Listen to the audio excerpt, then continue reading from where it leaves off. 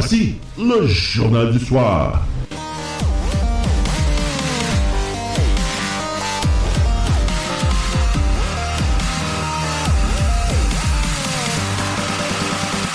Et voici vos animateurs.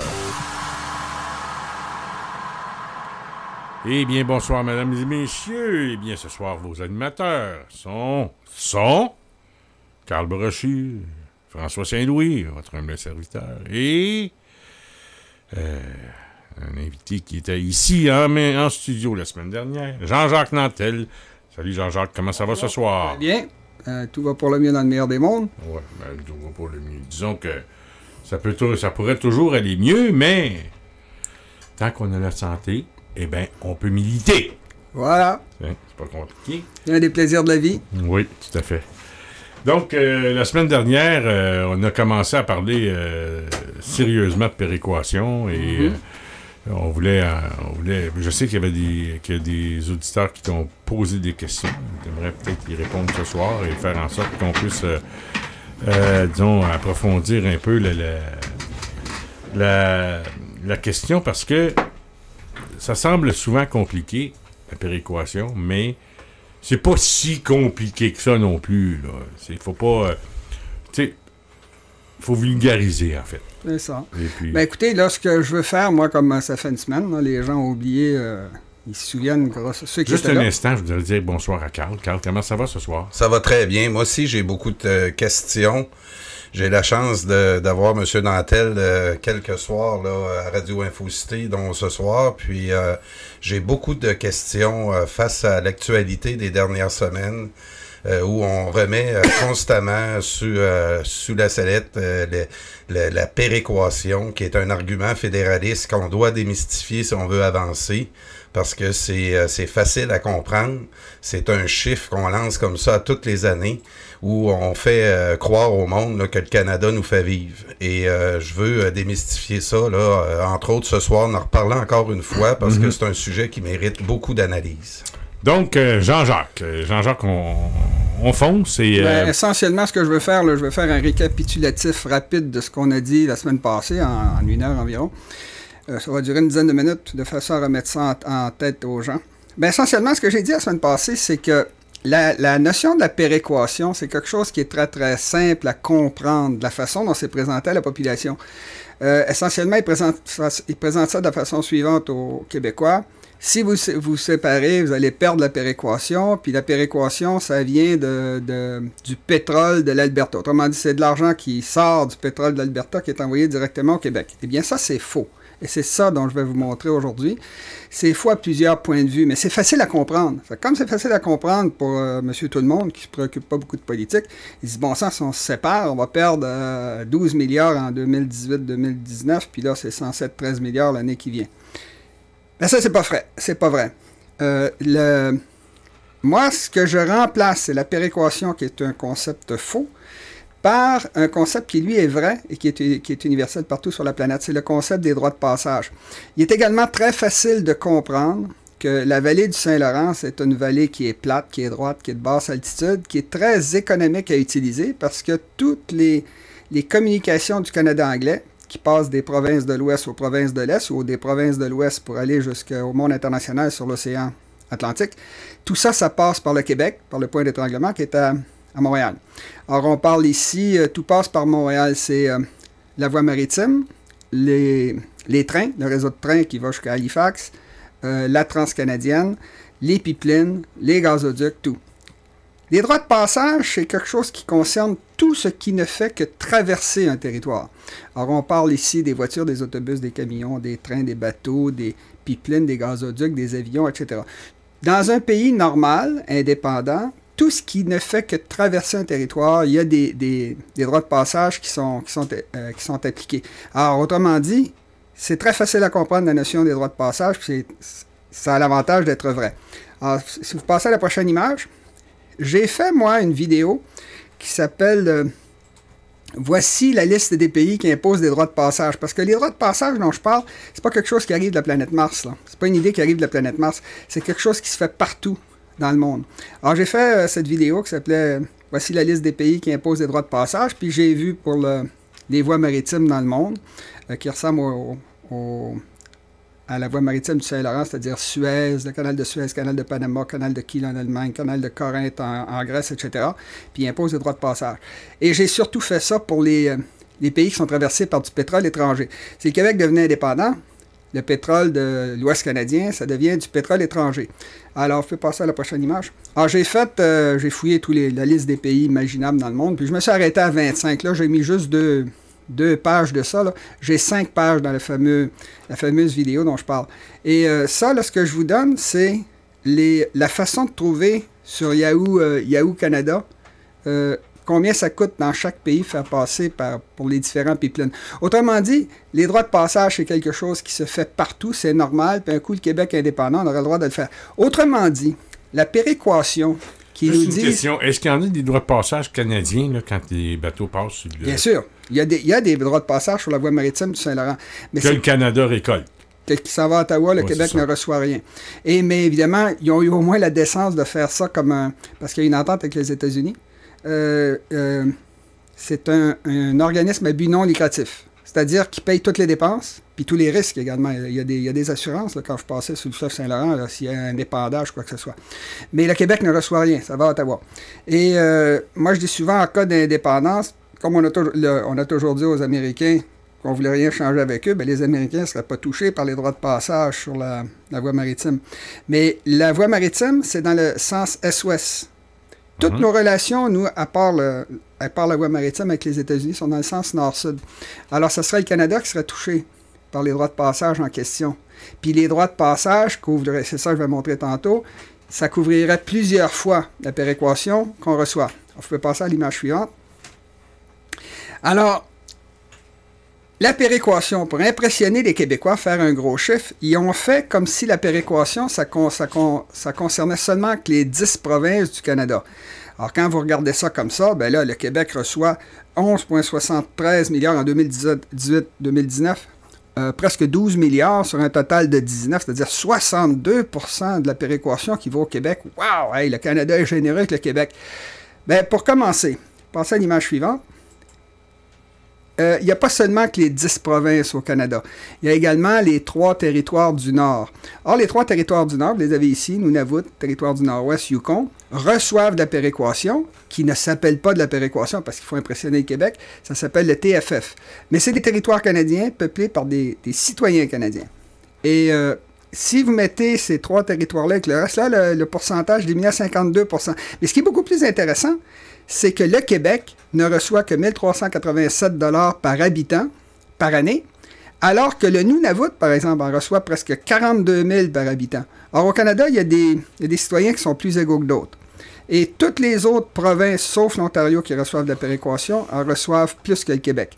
Alors, vous avez les chiffres ici, c'est vraiment frappant. Maintenant, si vous passez à l'image suivante, pour quelle raison est-ce que le Québec, qui reçoit 12 milliards de péréquation, 62% du total selon eux, alors qu'on n'en reçoit que comme j'ai marqué, là, 1387 par habitant, c'est pour la raison qui est écrite là-dessus.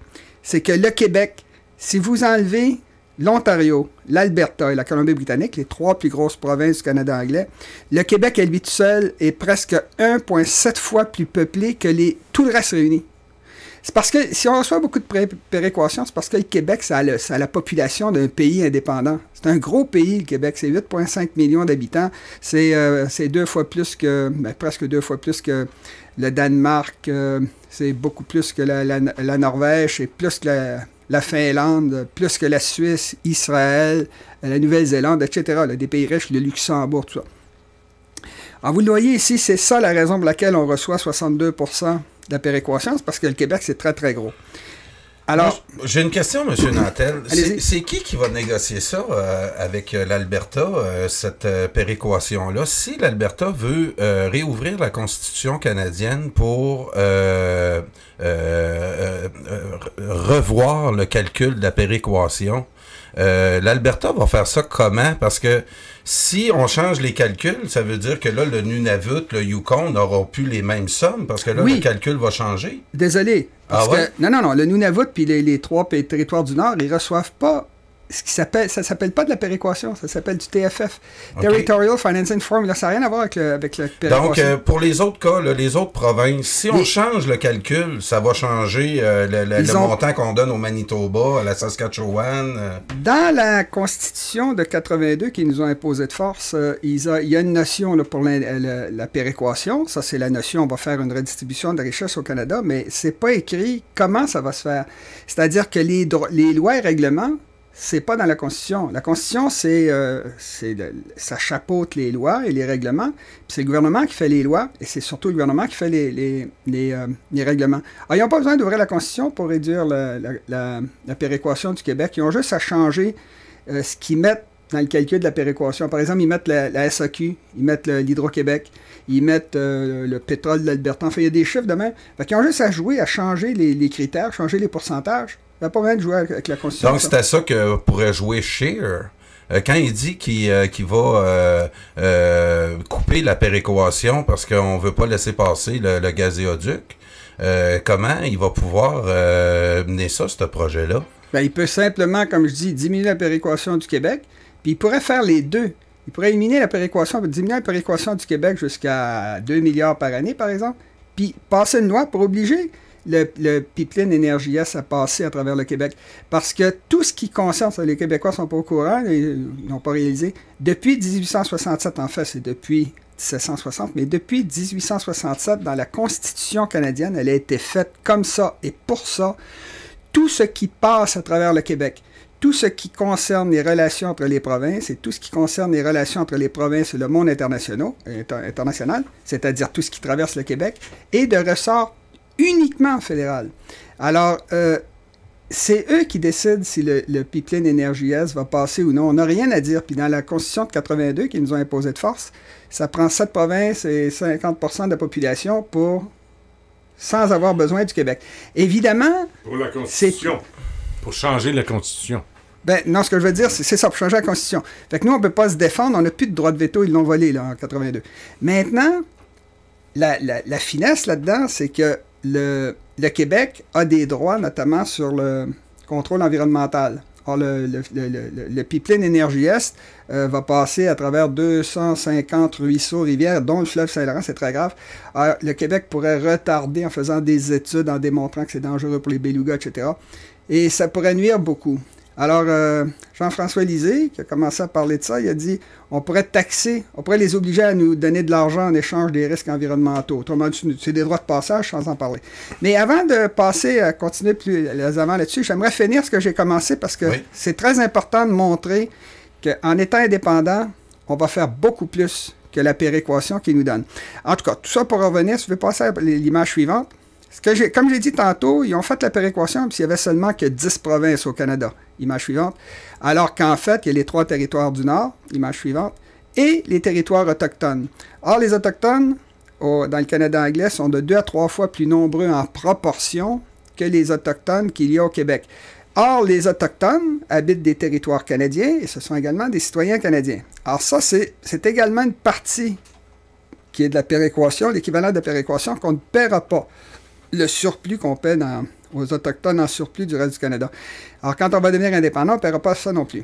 Alors, maintenant, passons à l'image suivante. Ça veut dire que la véritable péréquation, c'est pour ça que je dis que c'est faux, la péréquation. Ils essayent de faire croire que c'est de l'argent qui vient de l'Alberta, qui est envoyé au Québec, 12 milliards. C'est pas vrai.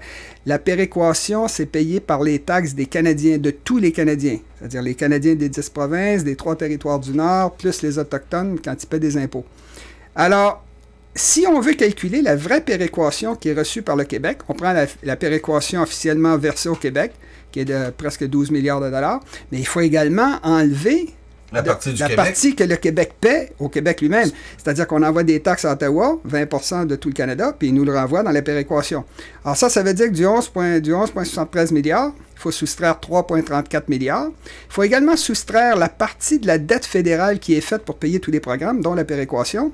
Alors, il faut encore enlever 130 millions. Il faut également enlever la péréquation payée par le Québec aux 3 territoires du Nord, qu'on ne paiera plus parce qu'on va être indépendant, effectivement. Et l'excédent versé aux Autochtones, qui sont plus nombreux dans le reste du Canada, qui est un autre 680 millions. Autrement dit, la vraie péréquation puis il y a peut-être quelque chose d'autre à enlever, là, je n'ai jamais trouvé autre chose. La vraie péréquation qui est payée au Québec, qui vient du reste du Canada, et en passant, les Albertains paient leurs impôts en grande partie grâce à leur pétrole. Alors effectivement, il y a de l'argent qui vient du pétrole de l'Alberta dans la péréquation, mais c'est payé par les impôts. Nous, ici, on paye ça avec de l'électricité, les autres, ils payent ça avec du pétrole. Alors, la vraie péréquation reçue par le Québec est d'un peu moins de 7 milliards en 2018-2019. Qui vient d'Ottawa. Qui vient d'Ottawa. Ça, c'est pour seulement l'année 2018-2019. Seulement. D'autres années, ça peut être moins. Ah, ça a déjà été moins, mais là, c'est censé monter, mais là, ils veulent le couper. Puis ils vont le couper parce que le Québec est en surplus budgétaire, alors que le Canada, l'Alberta, l'Ontario sont en déficit, des gros déficits. L'Alberta a 4 milliards de déficit, ça veut dire que si c'était de la taille du Québec, ce serait 9 milliards par année, c'est énorme. Alors ils disent, on leur envoie 12 milliards par année, l'année prochaine 13, c'est pas vrai, je viens de le montrer, c'est 7 milliards en fait.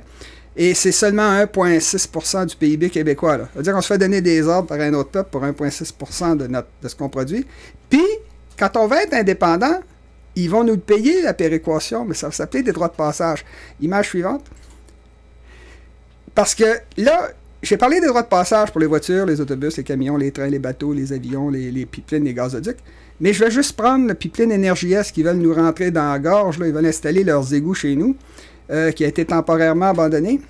Et c'est rendu déjà en Ontario. Hein? Il a traversé en Ontario, il demande juste qu'à traverser le Québec. C'est ça. Ce qui arrive, c'est qu'il y avait déjà un pipeline qui existait entre l'Alberta et l'Ontario. C'est un pipeline de gaz. Puis ils vont le réaménager pour faire Énergie S. C'est la partie qui peut passer à travers le Québec, une partie au Nouveau-Brunswick puis une partie en Ontario qui n'a pas été construite puis qui était censée coûter 12 milliards. Ça doit être rendu à 15, les prix montent. Là. Alors, je vais juste utiliser l'oléoduc Énergie Est. Image suivante. Les Albertains se plaignent que comme ils sont enclavés, ils ne peuvent pas sortir du territoire d'où ils sont, là, leur pétrole, il faut qu'ils sortent leur pétrole pour atteindre le marché mondial. Ça veut dire traverser les Rocheuses. Ça, c'était le projet Northern Gateway dans le nord de la Colombie-Britannique qui a été abandonné. C'est le projet Trans Mountain que le gouvernement fédéral a racheté avec notre argent dans le sud de la Colombie-Britannique. Vous avez le pipeline Keystone XL qui se rend aux États-Unis, puis il y en a beaucoup d'autres, des pipelines qui vont de l'Alberta jusqu'aux États-Unis. Et le pipeline Énergie Est.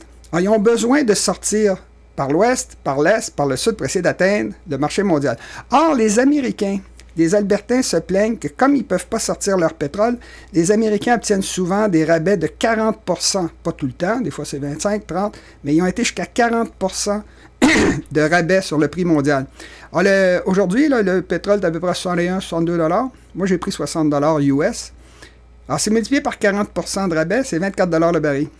Or, le volume d'Énergie S qu'ils veulent nous faire passer de force au Québec, c'était 1,1 million de barils par jour. Ça n'a pas changé, ça. Alors maintenant, si vous faites le calcul, 24 $ US de rabais, multiplié par 1,1 million de barils par jour, multiplié par 365 jours par année, ça donne 9,64 milliards de dollars US. Puis si vous prenez le taux de change, qui est à peu près ça, 1,35 aujourd'hui, ça donne 13 milliards de dollars canadiens. 13 milliards. On va passer à l'image suivante. Alors, on l'a vu tantôt, c'était 7 milliards qu'on recevait de péréquation. Autrement dit, seulement un pipeline, seulement le pétrole, on est presque le double avec seulement le pipeline Énergie Est. On n'a pas parlé du reste du pétrole qui peut traverser le Québec en train, s'ils veulent. En train, en bateau. On ne parle pas des voitures, des autobus, des camions, des trains, des gazoducs. Alors, l'indépendance, ce serait quelque chose de très payant à cause des droits de passage. Reculer en arrière. Puis, ce que je tiens à faire remarquer, là... Juste une dernière chose avant de finir. La chose importante à comprendre, c'est que la péréquation, c'est le Canada anglais qui décide, ils veulent le couper. Ils veulent le couper, puis ils vont passer le pipeline, pareil. Alors que les droits de passage et la permission de passer à travers le Québec d'un Québec indépendant, c'est nous qui décidons. C'est nous qui déciderions des droits de passage. Les gens se plaignent, ils disent... Le pipeline, c'est un risque, on n'en veut pas. Mais la meilleure façon d'empêcher que le pipeline ne passe pas au Québec, excusez-moi, que le pétrole de pipeline ne passe pas au Québec, c'est de construire le pipeline, parce que c'est une dépense. Si vous augmentez le coût pour faire traverser le pétrole, puis vous mettez des droits de passage, pour vous donner un exemple, si vous mettiez des droits de passage, les dit la semaine passée, si vous mettiez des droits de passage de 100 $ le baril, il n'y aurait pas une goutte qui traverserait le Québec indépendant, parce que ça vaut 61 $ le baril de pétrole. Alors, quand vous montez le prix d'un produit, vous baissez la demande. Alors, la meilleure façon de réduire la demande, c'est de mettre des droits de passage, puis la meilleure façon de réduire le risque de faire passer du pétrole à travers un pays, c'est de bâtir des pipelines.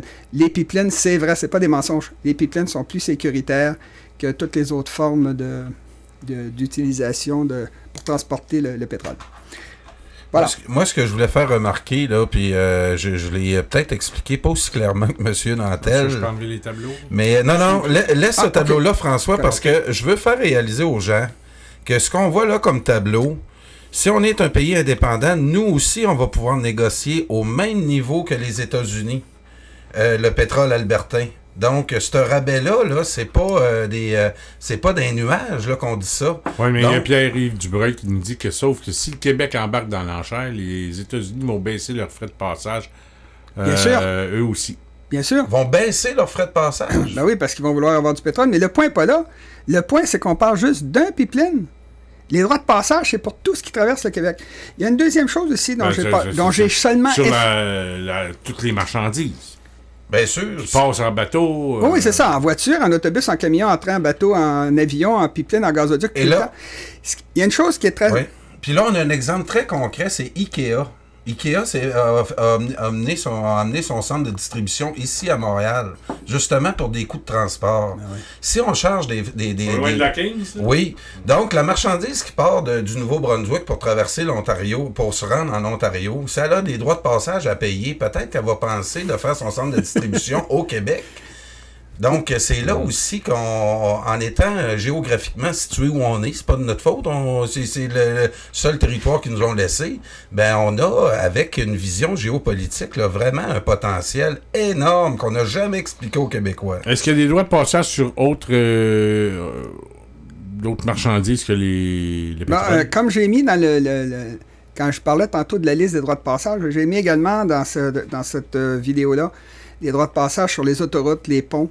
Ouais. En Amérique du Nord, il y a 110 autoroutes et ponts qui ont des péages, dont, chose importante, dont le pont des ambassadeurs entre Windsor et Détroit, qui est le pont international le plus achalandé du Canada. Il y a des droits de passage là-dessus, il y a des péages. Il y en a également sur le pont de la Confédération, pour aller à l'île du Prince-Édouard. La notion des droits de passage, c'est pas du vol. C'est pour ça qu'il n'y a pas de droit de passage dans le golfe du Saint-Laurent. Le golfe du Saint-Laurent, c'est de l'océan. C'est simplement l'océan qui se rétrécit, au détroit de Gibraltar. Puis ça, ben, ils n'ont pas le droit de mettre des droits de passage, c'est du piratage. Ils n'ont pas fait de dépenses. Les droits de passage, ça sert à payer la dépense, organiser, il a fallu les payer, là, les écluses, puis les pilotes de la voie maritime, puis les brise-glaces, tout ça. Alors ça, c'est pour rembourser les dépenses, couvrir les risques d'accident. Lac mégantique, puis faire un profit. Maintenant, il y a un autre élément que j'ai à peine effleuré la semaine passée, dont les gens ne sont pas conscients. Trudeau, il parlait d'une taxe de carbone. Là. Ça allait, il va reculer, là, il veut gagner ses élections.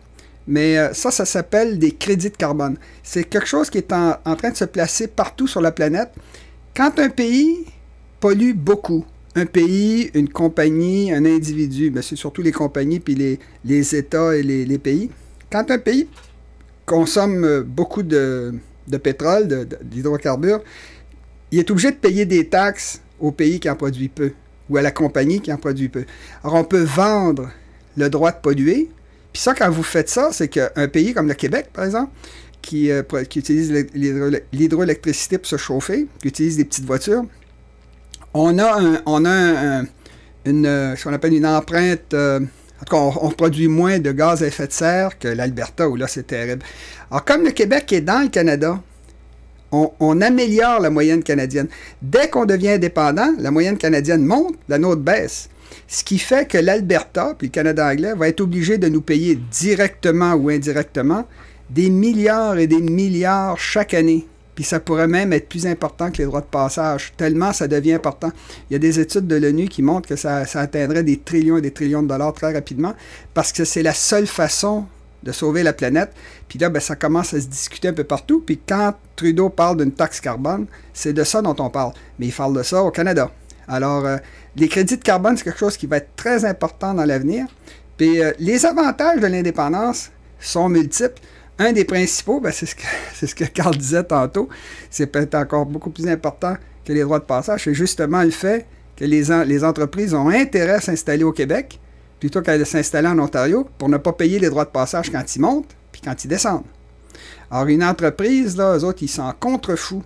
Ils peuvent s'installer sur la planète Mars si c'est payant. Si c'est plus payant d'être au Québec, s'installe au Québec. Non. Si, parce qu'on est prisonnier du Canada, c'est plus payant de s'installer en Ontario, bien, ils vont s'installer en Ontario.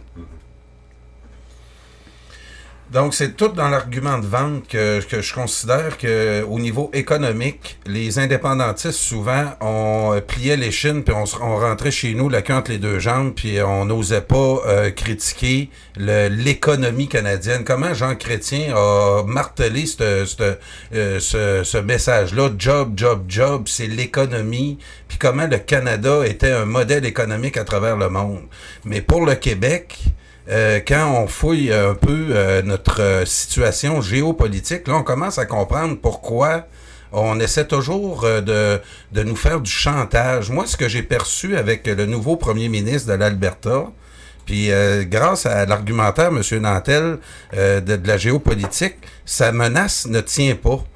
Aussitôt qu'on est un peu conscient de que la péréquation, puis que le pétrole est vraiment pogné dans le continent, puis que l'Alberta a vraiment un problème, là, on commence à comprendre un peu le jeu du premier ministre d'Alberta qui, avec la menace, veut nous faire passer avec la Fédération canadienne un gazéoduc gratuitement.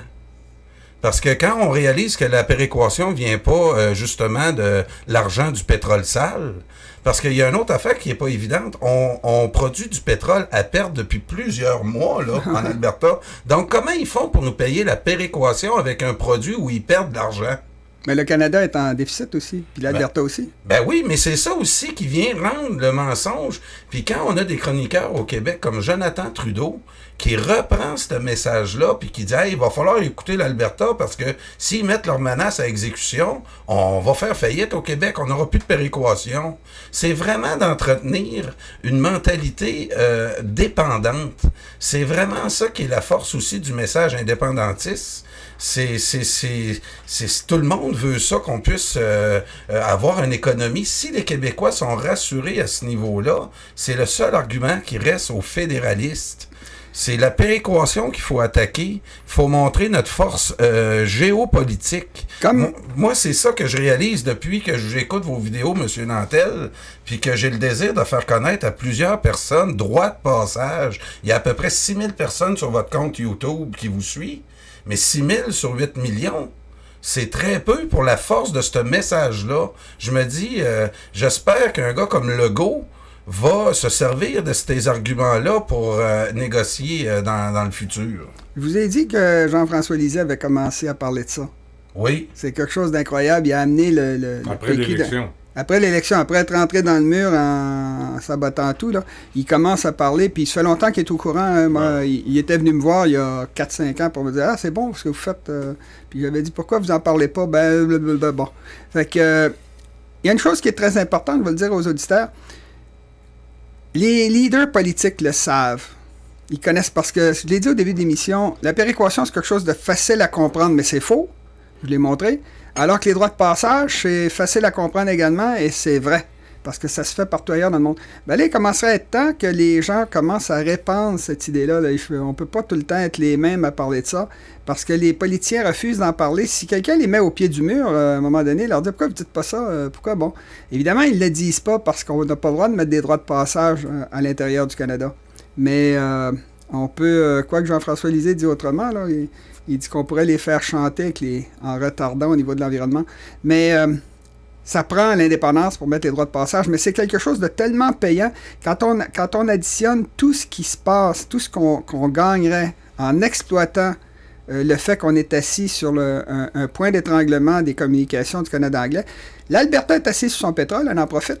Comment se fait-il que nous, on est assis sur la vallée du Saint-Laurent et on n'en profite pas?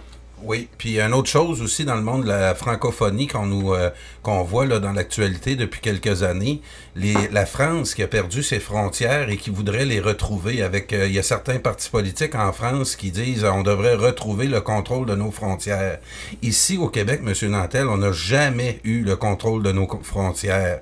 Donc, votre projet de droit de passage implique forcément des douanes. comment vous voyez ça dans l'opinion publique quand vous allez, quand ce message-là va devenir un peu plus populaire? Une des attaques que vous allez avoir, c'est que c'est ça, les Québécois veulent mettre un mur. Hein? Là, on va nous donner l'image de Trump, qu'on veut un mur entre l'Ontario et le Québec. Je vois déjà la propagande qui va essayer de se... Ça fait longtemps qu'elle existe, cette propagande-là, là, que le Québec indépendant va s'enfermer dans le petit Québec, puis c'est exact. La propagande fédéraliste, c'est l'inverse du bon sens. Faire l'indépendance, ça veut dire essentiellement d'arrêter de penser grand, c'est-à-dire de se rendre à 1 millimètre à l'extérieur du Québec, à Ottawa, pour demander au Canada si on peut faire ci ou ça. L'indépendance, c'est avoir un siège à l'ONU, d'avoir un siège dans toutes les assemblées internationales, d'avoir des ambassades partout, de nous mêler directement, à titre de Québécois, de la question palestinienne, du problème des missiles en Corée du Nord, de l'affrontement Chine-États-Unis, etc. C'est de ça dont on parle, évidemment. Puis de plus, c'est que l'indépendance, c'est d'arrêter de se tourner vers l'intérieur d'un continent, dans le sens est-ouest, pour s'ouvrir sur le monde. Le fleuve Saint-Laurent nous projette vers l'océan Atlantique, nous projette vers les océans du monde. Le Québec est un pays marchand, c'est sa nature. C'est la raison pour laquelle ça a toujours été des étrangers qui ont décidé du sort du Québec, la France, l'Angleterre, les États-Unis, le Canada anglais, bon. Le référendum, moi je le dis carrément, le référendum de l'indépendance, c'est relié directement à l'immigration. C'est le plan du Canada anglais depuis 260 ans.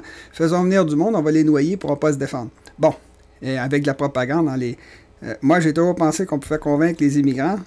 Les autres Québécois pensent que non. Ben, ça, M. Nantel, j'avais de forts doutes quand vous me disiez ça. Ça fait plusieurs mois là, qu'on se côtoie puis on se parle. Moi, je regarde la manifestation, la vague bleue en fin de semaine. Je regarde un peu le message de certains nouveaux arrivants qui témoignent en ce moment, qui font des petites vidéos sur Facebook pour nous encourager à continuer avec la loi 21, la loi sur la laïcité, puis ça va nous permettre de s'introduire au deuxième sujet, la laïcité. Je vous croyais pas là-dessus. Je vous disais 30%, je trouvais ça beaucoup des nouveaux arrivants. Avec l'expérience du dernier référendum où 95% ont voté contre. Là, vous m'avez arrivé avec ça il y a 6 mois. Je trouvais ça, non, 30%, je trouvais ça fort un peu, mais là... 30%, c'est fort de café. Mais écoutez, moi, si on allait chercher 15%, ça se fait. 15-20%, ça se fait. Ce qui est important de comprendre, c'est que quand ils font rentrer un immigrant, puis ils bourrent la tête de propagande, puis qu'ils n'écoutent rien, hein. Les immigrants, je l'ai fait le référendum de 95, il y a plein d'immigrants qui n'écoutaient rien, les anglophones, pareil. Ils se bouchaient les oreilles, puis amènent ton référendum, va voter non. Ils n'écoutaient pas les arguments. C'est sûr que si vous faites entrer un immigrant puis que vous lui bourrez la tête de propagande, ça compte juste pour un. Si vous prenez un immigrant qui est installé ici, qui a compris la game, là, qui a compris qu'on était la province la plus pauvre du Canada alors qu'on contrôlait le seul territoire essentiel, puis que c'est payant l'indépendance, puis que vous revirez ce gars-là, ça compte pour 2. Oui. Un immigrant qui change de votre non à votre oui, ça compte pour 2. C'est moins 1 plus 1. Alors, c'est extrêmement important. Puis les immigrants, de toute façon, il y a des immigrants qui vont rester ici. Le Québec, c'est un pays de passage. Ceux qui ne veulent pas apprendre le français, il y en a qui ne veulent rien savoir, ils vont finir par s'en aller. Parce qu'au Québec, il y a plusieurs inconvénients pour un immigrant.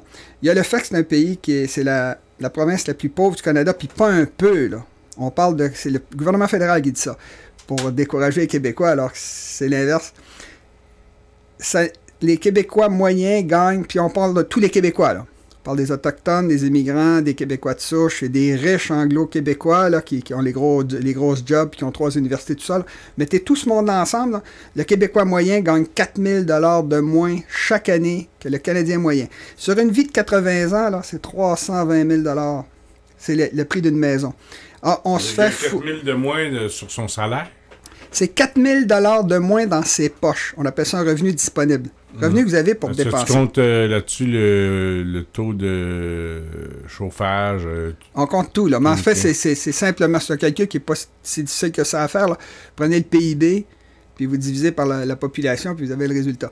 La raison pour laquelle c'est comme ça, et on a 4 000 $ de moins par habitant, alors qu'on détient le seul territoire qui vaut une fortune. Je viens de vous le montrer, là. Avec un seul pipeline, c'est presque 2 fois.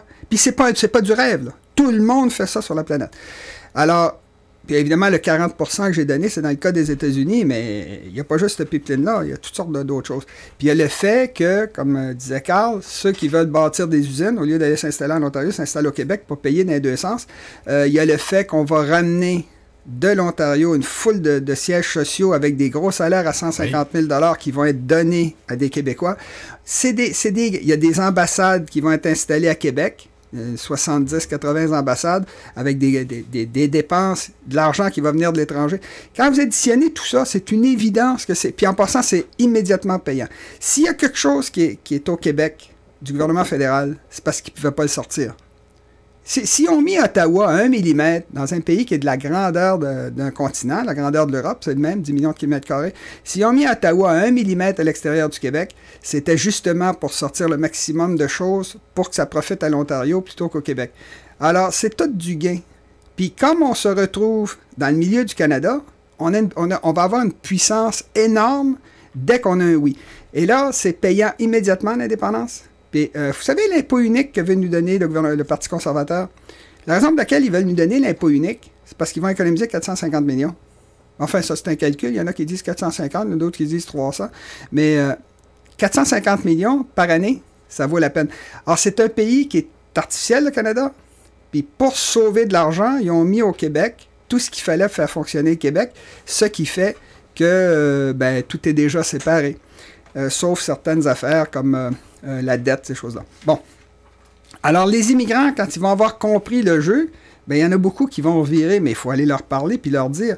Moi, j'ai parlé ici même au Mohawk pour l'indépendance, puis lui, il a compris qu'il n'y avait rien à tirer du Canada, parce que si le Canada réglait le problème avec les Autochtones, ça leur coûterait des dizaines et des dizaines de milliards. Ça nous a coûté, nous, des milliards à la baie James. Avec la convention de la baie James. Ils n'ont pas fait ça dans le reste du Canada. Ça coûterait trop cher. Alors, c'est l'avantage des Autochtones, c'est l'avantage des immigrants, de tout le monde, parce que c'est 4 000 $ par année de moins dans nos poches que le Canadien moyen. Alors, c'est avantageux, mais là, il faut que ça commence à se multiplier. Puis, il y a bien d'autres choses. Il y a quelqu'un, la semaine passée, qui me disait qu'est-ce qui se passe avec l'exportation de l'eau. Oui. L'exportation de l'eau. Oui, c'était Hugo Gérard qui nous posait la question. C'est un autre denrée, ça, qui va être très... ça va être très prisé. Extrêmement demandé. Oui. Là, il y a toute la notion, c'est tout le temps la même histoire, là, les environnementalistes, ils voudraient quasiment que les êtres humains disparaissent de la planète Terre. Moi, je suis contre. Les êtres humains, Mozart, Beethoven, tout ça, on a fait des belles choses. On ne fait pas rien que le mal, là. De toute façon, l'être humain est bon. Oui. C'est parce qu'on est trop nombreux qu'on détruit la planète. Si on pouvait ne pas la détruire puis être aussi riche, on le ferait. Mais c'est pas possible, donc on détruit la planète. C'est pas vicieux, là. Mais moi, je connais pas grand monde là, qui s'amuse à aller jeter du mercure dans les rivières pour s'amuser, pour tuer les poissons. Le gars qui fait ça, c'est parce qu'il veut sauver de l'argent pour se payer une limousine. Ils font ça en Chine. Là. Ils polluent les rivières. Fait que l'être humain n'est pas foncièrement méchant, mais ils veulent vivre. Et ils veulent absolument avoir le maximum. Puis là, on est trop nombreux sur la planète, c'est pour ça qu'on détruit la planète. Maintenant, l'eau. Moi, j'ai toujours pensé que c'était une ressource qu'on pouvait vendre, puis qu'on peut vendre, dont les autres ont besoin. Mais pas n'importe comment. C'est exactement comme le pétrole. On a besoin du pétrole. Il y a du pétrole au Québec, mais on ne l'exploite pas. Là. Mais le pétrole, on en a besoin. Nos chars, les chars dans la rue, ils marchent avec du pétrole. Fait qu'il faut arrêter de dire faut pas de pétrole, faut pas de pétrole. Ben non, mais vous voulez tout arrêter l'économie, vous voulez qu'on meure de faim, là, ça marche pas. Alors, il faut faire le mieux qu'on peut avec ce qu'on a. Et dans le cas de l'eau, on a, nous, de l'eau pure, de l'eau naturellement propre. Quand j'étais en Islande il y a 2 ans, c'est le seul pays que j'ai vu avec l'Alaska où je m'arrêtais sur le bord de l'eau, parce qu'il n'y a pas beaucoup d'usines en Islande. Je m'arrêtais sur le bord d'une route, puis quand il y avait une chute, je buvais l'eau. On peut boire l'eau partout en Islande, si ça tombe des montagnes, bien sûr, parce qu'il n'y a pas d'usine. Alors, au Québec, on a ça, dans le nord du Québec. Je l'ai fait dans le nord du Québec. On arrachait l'herbe, on arrachait la mousse, là, puis on prenait l'eau qui coulait en dessous, puis on buvait ça. C'était de l'eau propre parce qu'il n'y a pas d'usine. Fait que, on a cette eau-là. Alors moi, j'ai une idée. Le pipeline d'amener de l'eau dans l'Ouest américain, ben là, ça n'a pas de fin, là, parce qu'ils sont 300 millions, là, puis ils ont des fermes à pu finir. Mais on pourrait exporter de l'eau sans mettre de pipeline. Moi, par exemple, c'est une idée que j'ai, là. On pourrait faire avec des espèces de boyaux flexibles, là, des espèces de tubes qui pourraient avoir des kilomètres de long. puis qu'on pourrait remplir avec de l'eau douce, puis les remorquer dans les pays où ils en ont vraiment besoin, notamment nos alliés, l'Algérie, ces pays-là qui en ont besoin, les États-Unis dans le sud. Puis ça pourrait être fait avec des remorqueurs, parce que l'eau douce flotte sur l'eau salée. Puis l'eau en question, ben, ça serait pas en vrac, là, vider une rivière. C'est ça. Ça pourrait, moi je pense, par exemple, une idée, là, ça pourrait être 5% de l'eau qui passe à l'étiage d'une rivière, c'est-à-dire au moment où le niveau est le plus bas dans l'année, 5%. Fait que là, ça abîme pas les poissons, ça nuit pas, puis on pourrait vendre ça une fortune. En Australie, ils ont essayé à plusieurs reprises de remorquer des icebergs de l'Antarctique, de les amener dans une baie australienne, fermer la baie, sortir l'eau de mer, puis l'iceberg fond, ça leur donne de l'eau. C'est pas rentable. Mais ça se fait. C'est logique. En Arabie Saoudite, ils dessalent l'eau de mer avec des... J'ai déjà vu des reportages là-dessus. C'est très dispendieux. C'est extrêmement coûteux. Puis ils font du maïs. Ils font du maïs, c'est 8 fois le prix mondial. Je veux dire, oubliez ça, c'est pas rentable. Les autres, ils ont du pétrole à gaspiller, ils font n'importe quoi. Alors, mais l'eau va devenir une denrée de plus en plus rare. On a cette ressource-là, puis on a beaucoup de rivières. On a le fleuve Saint-Laurent. Alors, on pourrait harnacher, par exemple, sur la côte nord, très proche de l'océan. On pourrait faire ça, là. Moi, je vois ça des longs tubes de plusieurs kilomètres de long. Puis il n'y a pas de glace à cause il y a des glaces, il y a des icebergs. On pourrait tirer ça et aller vendre ça à très bon prix ailleurs dans le monde. Puis quand vous revenez, ben, vous avez seulement qu'à comprimer vos tuyaux. Ah oui. Puis là, ben, le remorqueur peut en tirer 50, ça pèse rien. Puis l'eau douce flotte sur l'eau salée. Fait que vous mettez des lumières sur votre... Vous comprenez? Oui, ça pourrait... Fait que ça pourrait faire une exportation intéressante, puis une exportation qui serait utile, c'est pour ça qu'ils l'achèteraient d'ailleurs, à ceux qui achèteraient. Maintenant, est-ce que c'est rentable? Là, je l'ai dit... C'est l'autre affaire. Remarquer un iceberg, ça l'est pas présentement, mais ça va finir par l'être. Faire de l'eau par osmose, l'osmose inversée, qu'ils font en Arabie Saoudite, c'est pas payant, mais ils en ont besoin. Ils sont rendus 30 millions. Un pays qui n'a jamais eu plus que 3 millions d'habitants. Ça n'a pas de bon sens, fait qu'ils sont obligés de le faire. Puis comme l'eau va être une denrée extrêmement rare dans l'avenir, notamment autour de la mer Méditerranée, il y aurait une possibilité d'exportation. Ça va peut-être commencer à être payant de le transporter éventuellement. Mais c'est de l'eau pure, par exemple. Alors, puis des fois, vous pouvez même transporter de l'eau qui n'est pas trop pure. J'avais ça quand j'étais dans le désert au Sahara. Il y avait des oasis, puis des gens utilisaient l'eau qui sortait des maisons. Oui. Pour les toilettes. Pour les toilettes, puis ils mettaient ça pour faire pousser des palmiers. Là. Alors, ils récupéraient toute l'eau. Autrement dit, l'eau, là, c'est une denrée il va y avoir des guerres là-dessus. Il a failli y avoir une guerre entre... c'est l'Égypte qui a dit au Soudan, c'était l'Éthiopie. Je pense qu'en Éthiopie, ils ont voulu mettre un barrage puis bloquer tout le Nil bleu. Puis l'Égypte a dit... L'Égypte est un don du Nil, c'est ce que disait Hérodote, là, le grec. Alors, il disait, l'Égypte a dit, écoutez, pas de Nil, pas d'Égypte. Si vous bâtissez le barrage, vous empêchez l'eau de passer, là, ça ne marchera pas. Il parlait de guerre. Fait que là, c'est la même chose avec la Turquie. La Turquie est surélevée par rapport à la Syrie. Puis la Turquie a fait des barrages. Ça coupe la quantité d'eau qui passe dans le Tigre et l'Euphrate qui alimente l'Irak. Fait que là, c'est la même chose. L'Irak a dit une minute, là, si tu mets là, tu nous nuis à nous. Oui, c'est ça. On a besoin d'eau, nous. Qu'est-ce qu'on fait dans ce temps-là? Ben là, ils menacent de guerre. Fait qu'il peut y avoir des guerres. Ça, c'est dans le cas d'Israël, c'est presque certain parce que les sources d'eau de la rivière Jourdain sont dans le mont Liban, puis sont dans le Golan. Fait qu'autrement dit, là, le problème de l'eau, c'est un problème énorme sur la planète. Puis les techniques pour produire de l'eau pure sont très compliquées, alors que nous autres, on en a. Alors, si c'était rentable, ce que je dis, là, parce que vous savez, un long serpentin qui flotte, vous tirez dessus, ça ne coûte rien. Ça prend du temps, mais vous vous rendez en Algérie, vous leur vendez ça 50 fois le prix que vous l'avez payé en partant, ça paye le voyage, ça ne paye pas le voyage, on ne le fait pas. Mais moi, je ne serais pas contre. Mais une exportation basée sur l'étiage, c'est-à-dire le plus bas niveau d'une rivière. Puis si vous enlevez 5% de l'étiage, ben écoutez, ça nuira pas aux poissons. Là. Fait que moi, je suis un environnementaliste. Puis, M. Nantel, avant de penser aussi à le transporter, je pense qu'on a un client au sud qui va être intéressé de l'avoir aussi. Puis, effectivement, le danger, c'est peut-être de faire un peu comme le pétrole, d'être dicté par le profit et non pas les paramètres environnementaux. Oui, mais ça, c'est vrai. Dans le cas des États-Unis, eux autres, ils ont déjà eu un projet, c'était d'harnacher la baie James. Oui, c'est ça. Puis de prendre, autrement dit, l'eau qui sort de... Mais là, on parle de pipeline, on parle de quelque chose de gros. Puis là, il y aurait s'il y a trop d'eau qu'on sort de la baie James, là, vous modifiez toute l'écologie de la région. C'est de l'eau froide que vous amenez dans un territoire chaud. Vous diminuez la quantité d'eau, il y a des poissons. Si vous baissez le niveau de l'eau, ben, il y a des frayères. Les frayères, là, c'est presque à la surface de l'eau. C'est surtout pour le saumon, par exemple. Il fraye, là, c'est plus petit que l'épaisseur du saumon. Là, où il dépose des eaux. Alors, si vous baissez le niveau, ben là, les saumons ne peuvent plus frayer. En tout cas, il faut qu'ils changent de frayère.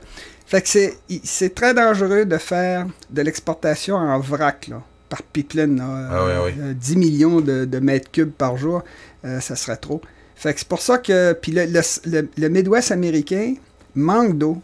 Ils puisent beaucoup d'eau dans leur nappe phréatique. Fait qu'on ne peut pas remplacer ça. Là. C'est une question écologique. Là. Moi, je suis écologiste. Moi, je suis environnementaliste. Mais je ne suis pas fou. Je ne dis pas qu'il faut éliminer le pétrole. Les chars, les gens en ont besoin. Puis il y a une affaire très importante, j'en ai parlé cet après-midi. Le problème de changer de technologie, de changer du pétrole vers le solaire ou l'éolien, les gens ils disent, ben là, c'est plus payant maintenant le solaire est plus payant. Ça coûte moins cher que le pétrole ou le gaz de nos jours. Mais le problème, c'est que pour payer le changement technologique, ça coûte des trillions de dollars. Ça, c'est des profits. Il faut faire des profits pour faire ça. Vous ne pouvez pas, on va imprimer des piastres, ça ne marche pas de même. Non. Il faut qu'il y ait une partie de l'économie qui soit profitable, qui dégage des bénéfices pour qu'on puisse acheter des panneaux solaires puis scraper nos vieilles voitures. Puis ça prend du temps. Or, on n'a pas le temps. Ça va prendre 50, peut-être 100 ans faire le changement, que tout le monde ait des panneaux solaires sur leur toit, au moins 50 ans. Puis le problème environnemental est beaucoup plus rapide que ça. Il y a une accélération de l'histoire. Fait que c'est un problème fondamental. Fait que ça sert à quelque chose de faire quelque chose. Surtout un pays comme le Québec qui est isolé. On peut faire beaucoup de choses pour sauver l'environnement, pour l'améliorer, mais on n'empêchera pas l'effondrement environnemental qu'on est en train de vivre. L'ONU a publié il y a 2 jours qu'il y avait 1 million d'espèces qui étaient en danger d'extinction sur la planète. Quand j'étudiais en géologie, mon prof de en tout cas, les fossiles, là, je me souviens plus comment ça se dit, là, un blanc, il disait, dans toute l'histoire de... Il avait dit ça une fois, dans toute l'histoire de la vie, il y a eu de 2 à 3 millions d'espèces sur la planète. Puis il continue son cours. Fait que là, moi, ça m'arrivait souvent, là, ma cervelle est partie à raisonner. Je me dis, qu'est-ce qui compte là? 2-3 millions seulement d'espèces en 4 milliards d'années. Fait que je réfléchis à mon truc. Lève la main. Il dit oui. Il s'appelait l'Espérance. J'ai dit, qu'est-ce que... ça s'appelle paléontologie. C'est un paléontologue. Fait qu'il dit, j'ai dit, qu'est-ce que vous avez dit tantôt? Qu'il y avait eu de 2 à 3 millions d'espèces sur la planète depuis 4 milliards d'années? Il dit oui. J'ai dit, il y a quelque chose qui ne marche pas. Il me regarde, ben là, j'ai dit, je dis pas que vous n'êtes pas un bon paléontologue. Je vous dis que ça ne marche pas. La vie, ça ne marche pas comme ça. La vie, ça marche tout le temps à coût de centaines de milliards. Par exemple, un homme, moi, n'importe quel homme, produit en moyenne, c'est entre 200 et 250 millions de spermatozoïdes par jour. Par jour! Une femme produit dans toute sa vie 400 ovules, puis il y en a, je pense, c'est 30 ou 40 qui sont bonnes. Fait qu'il y a, vous voyez, c'est toutes des affaires. Un couple de... Fait que j'ai dit ça, j'ai dit un couple de mouches qui n'aurait pas de limite pourrait couvrir la Terre de mouches en 2 ans ou 3 ans. J'ai dit, ça marche comme ça, la vie. Puis là, vous me dites seulement 3 millions d'espèces, quelque chose ne va pas. Il devrait y en avoir des centaines de milliards.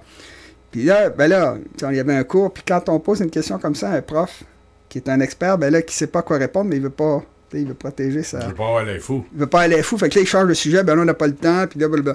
Après, j'ai été le voir. J'ai dit, est-ce que vous parliez seulement des multicellulaires, des pluricellulaires, c'est-à-dire les animaux que... Ah ben là, il dit oui, mais c'est sûr, effectivement. Puis moi, j'ai dit, puis là, aujourd'hui, de nos jours, on dit qu'il y a entre 40 et... En tout cas, il y en a qui disent, bon, on va dire, de 10 millions à 100 millions d'espèces pluricellulaires sur la planète. Bon, mais c'est des petits animaux, pas des éléphants, là. Jusqu'à nous. Jusqu'à nous.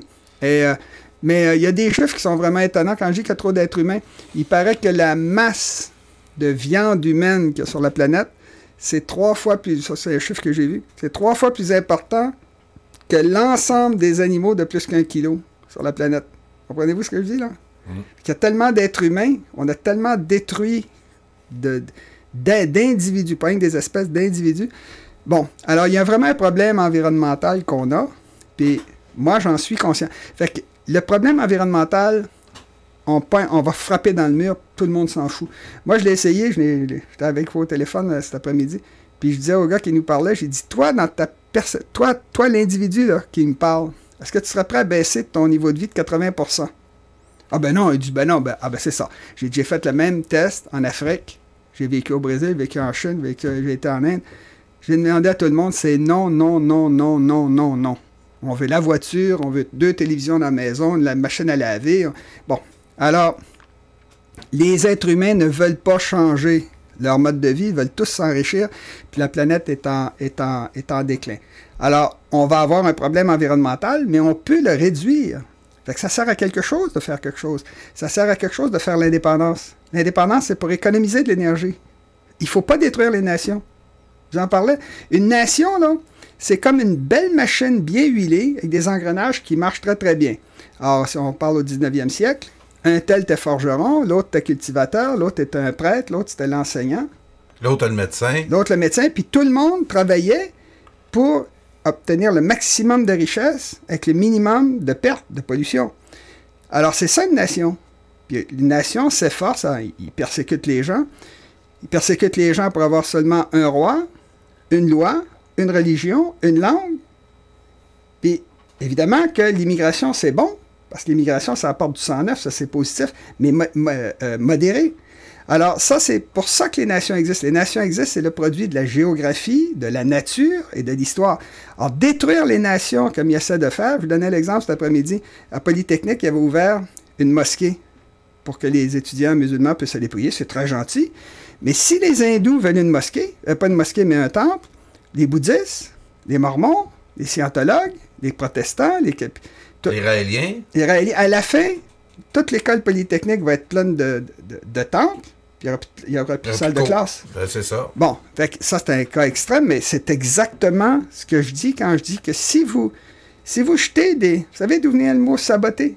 Sabot, ça vient de sabot. C'est que quand ils ont lancé les machines au 19e siècle, les gens qui travaillaient, qui fabriquaient à la maison des tissus, puis qui vendaient des choses, ces machines-là, ils nous enlèvent nos jobs. Parce que là, c'est les machines qui produisent, c'est plus nous autres qui faisons ça le soir quand on a fini de cultiver les champs. Alors, ils prenaient leurs sabots, puis ils jetaient ça dans les engrenages pour casser les machines. L'idée, on va casser les machines, on va avoir la job. Bon, ça s'est fait quand même. Alors, essayer d'arrêter le progrès, ça ne fonctionne pas. Mais les êtres humains sont pris dans un système qui fait que les nations, c'est une machine efficace. On ne détruit pas ça. Les frontières, ça sert à protéger la richesse que les gens ont accumulée. Alors, une cellule, ça a une frontière autour d'elle, c'est la membrane cellulaire. Les êtres humains ont une peau. Vous avez même... Fait que c'est toutes des notions qui ont été perdues. Ah oui, puis ça, M. Nantel, le concept là, de frontière, ça n'a pas été perdu. On ne l'a jamais eu en nous.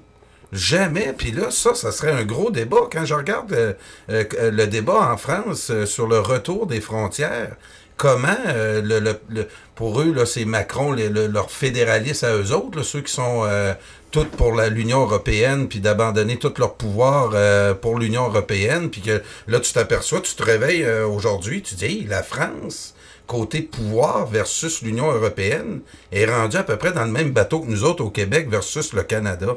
C'est moins pire, mais en fait, c'est qu'eux évoluent vers le Canada, puis nous, ben, on voudrait faire l'inverse. Moi, j'ai dit ça à Bernard Landry une fois, je vais manger avec lui. Puis, moi, il sait que je suis indépendantiste à 1000%. Je viens de lui expliquer pourquoi. Il ne faut pas détruire les nations, c'est une bêtise. C'est une machine économique. Quand vous travaillez, vous produisez 2 choses. Des produits utiles ou de la pollution. Il y a juste 2 choses.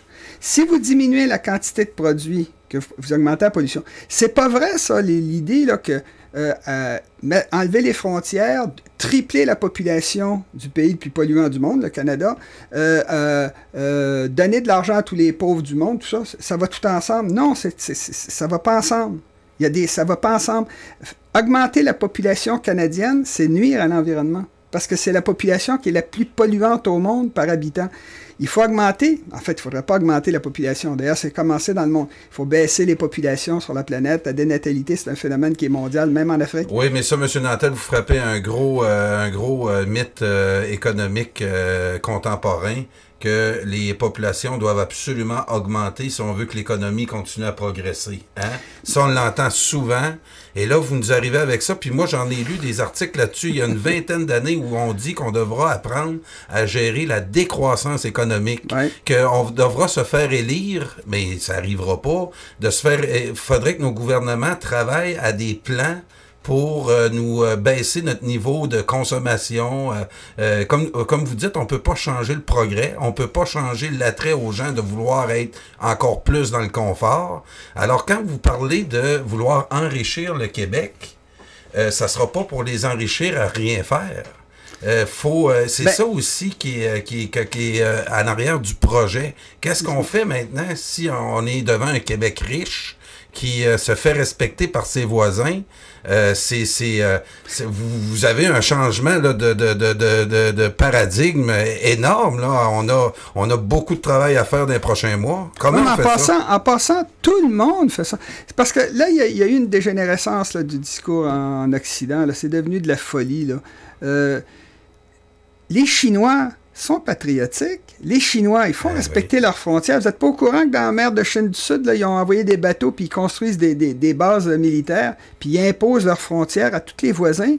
Veut dire, le Vietnam a des frontières, puis il fait respecter. Ils sont patriotes. Les Vietnamiens se sont battus contre les Américains, contre les Chinois, contre les Français. Veut dire, les Africains en Afrique sont patriotes. Ils veulent défendre, c'est beaucoup la tribu, mais leur pays. Veut dire, c'est partout. L'Inde se bat contre le Pakistan. Pourquoi ils se battent au Cachemire? S'ils s'en foutent du patriotisme et des frontières. C'est juste ici que les gens ont lancé toutes sortes de folies, que les frontières, c'est mauvais. La frontière, ça en parle dans mon bouquin, c'est un phénomène universel dans la vie. Il y en a partout, je n'ai parlé tantôt, c'est autour des cellules, autour des organismes, autour des familles. Vous avez des portes, vous avez des serrures dans vos maisons pour protéger la richesse que vous avez accumulée.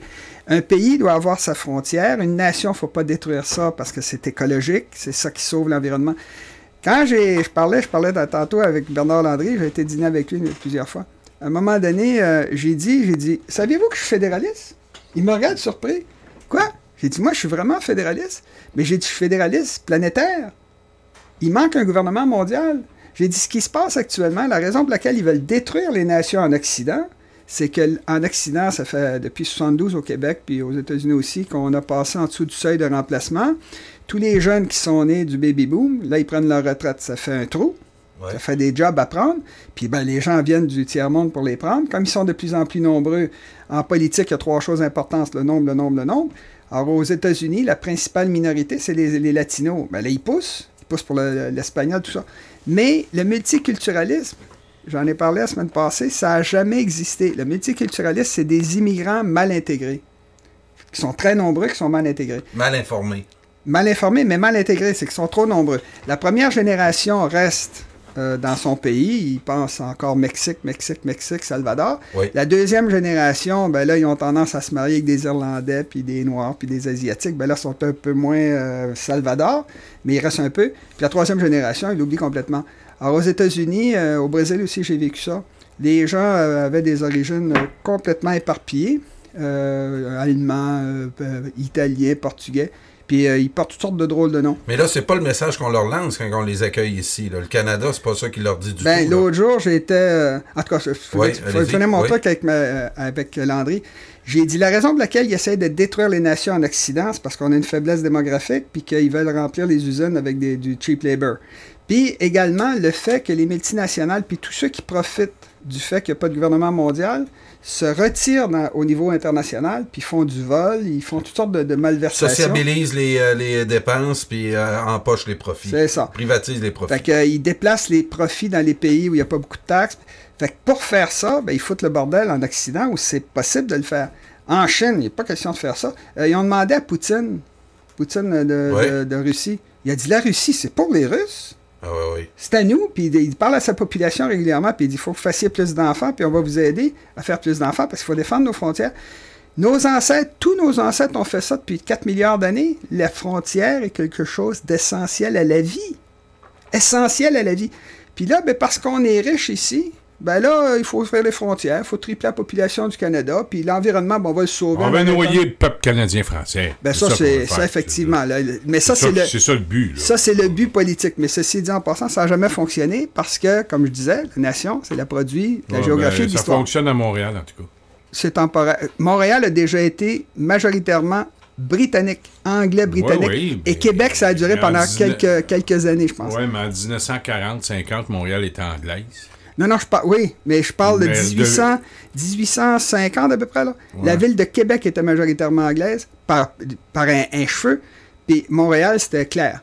Ce qui est arrivé, c'est que encore aujourd'hui, les régions au Québec produisent plus d'enfants que la ville de Montréal. Montréal est la région au Québec qui a le plus bas taux de fécondité, suivi de Québec. Tu veux pas avoir un enfant à Montréal, tu peux le perdre d'un trou d'un nid de poule. C'est ça. Ben non, mais, je comprends ça. Non, mais en tout cas, la seule chose que je veux dire... Ironiquement parlant, tu as raison, Carl, mais accepter que... il y a une anglicisation de Montréal. Oui, je sais que je suis hors sujet. Non, t'es pas hors sujet. C'est pas hors sujet, c'est carrément ça. L'affaire, c'est qu'il s'est plaqué par-dessus les réalités géopolitiques dont je parle, que la frontière, c'est universel, c'est vraiment universel, ça a toujours existé, puis ça va toujours exister dans l'avenir. Les nations, c'est le produit de la géographie et de l'histoire. Ça, c'est des faits historiques.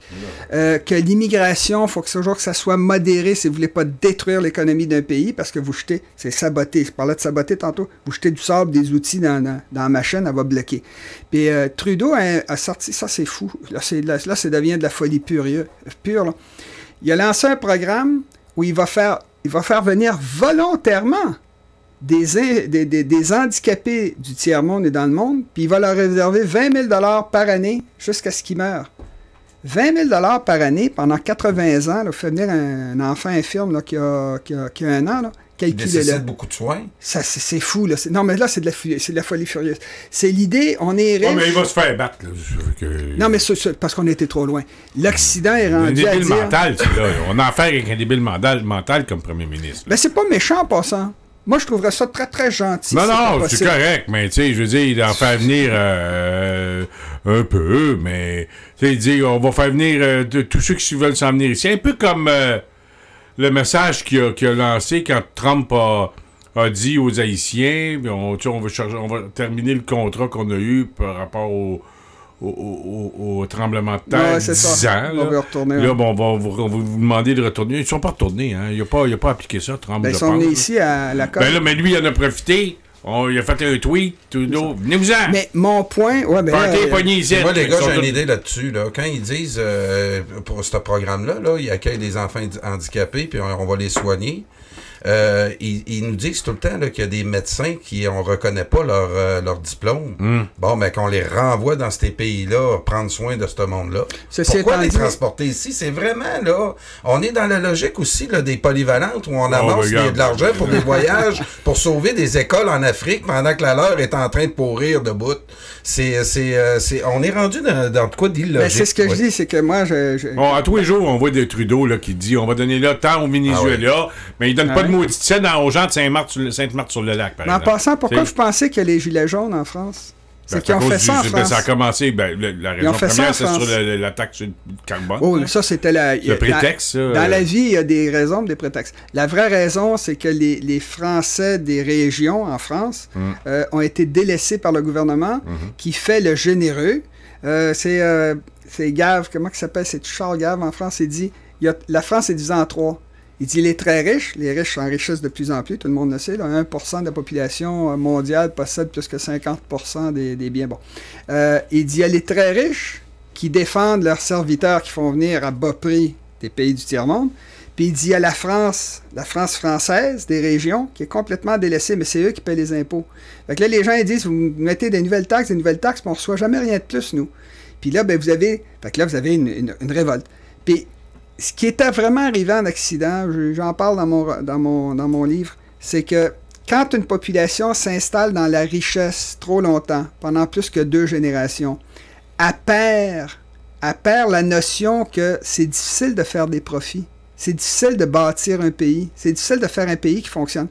Alors, la première génération, la génération de mes parents, de nos parents, à travailler comme des chiens. En fait, la Deuxième Guerre mondiale, mon père il a vu des gars qui sont revenus, là, des Québécois de souche, là, qui sont revenus pas de membres, là, dans des sacs. Ils travaillaient au CPR, ils voyaient rentrer à Montréal. Là, il dit ça, c'était affreux. Quand il y a eu l'attaque des Iwo Jima contre le Japon, alors, les gens ils ont renvoyé les soldats qui avaient été blessés dans des trains, puis à Cincinnati, c'est juste une histoire là, qui est assez frappante. Les trains de gens qui revenaient de la bataille d'Iwo Jima, ils rentraient à Cincinnati, puis les gens étaient tellement contents d'avoir gagné Iwo Jima, parce que c'était spectaculaire. Les gens se sont présentés avec des ballons puis des trompettes pour attendre les gars au débarquement de train.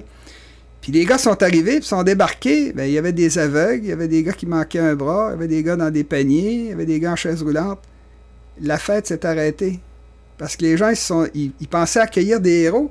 Ce qui revenait, c'est des aveugles, des gens qui n'avaient plus de visage. Ils disent, la fête s'est arrêtée, ils sont éparpillés. On dit, bon sang, ça a été terrible, Iwo Jima. Bon, mon père a vu ça. Fait qu'il voyait les gars rentrer. Fait qu'ils ont fait la guerre. Mon père est sorti de la crise. Il a vécu la crise de 29. Là. Il n'était jamais sûr d'avoir du pain sur sa table. Il n'y a pas de job nulle part. Puis il dit, on sort de la crise. Le fou attaque en Europe. Là. Il commence à tuer tout le monde. Puis il dit à mon père, pourquoi tu t'es porté volontaire? Mon père s'est porté volontaire à l'aviation, la marine puis l'armée. Puis ils l'ont refusé parce qu'il avait été tuberculeux. J'ai dit, pourquoi tu t'es porté volontaire pour aller te battre au bout du monde? Il dit, parce qu'il fallait le faire. Il était en train de tuer tout le monde. Il avait envahi la France, et bien, il fallait y aller. Fait que ils ont vécu leur jeunesse dans la crise. Ils se sont battus, puis ils ont vu le chum mourir. Mon oncle est revenu avec un syndrome post-traumatique jusqu'à la fin de sa vie. Là. Il faisait des cauchemars. Il a fait toute la guerre, mon oncle. Il a fait la Hollande, il a fait l'Italie, il a fait tout. Puis il n'en a jamais parlé à ses enfants. C'était secret, il faisait ses cauchemars tout seul, puis il a capoté sans aide. Il a fait sa vie, 7 enfants. Bon. Fait que, ils reviennent ici, ils rebâtissent la société qui n'a jamais été plus riche. Ils rebâtissent l'Europe, plan Marshall, tout le monde a contribué. Puis là, ben, ils arrivent à notre génération. Fait que là, il a tout donné. Il ne faut pas que nos enfants vivent une guerre comme la nôtre. Puis bon, là, ça a été le confort. Puis là, ben nous, on n'a pas connu ça, la guerre, la crise. Quand il n'y avait plus de crème glacée, c'était facile, on demandait à papa. Alors, les prêts bourses, tout était facile. Puis là, vous arrivez après la génération suivante, où non seulement eux, ils n'ont pas vécu la crise, mais ils n'en ont pas entendu parler.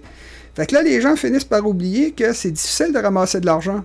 C'est difficile de faire un budget équilibré dans un pays. Ça coûte cher de bâtir des... Drapeau, là, Jean Drapeau, là, que les gens ne connaissent pas, il réparait toutes les chaînes de trottoirs à Montréal, toutes les rues, les égouts, tout était neuf.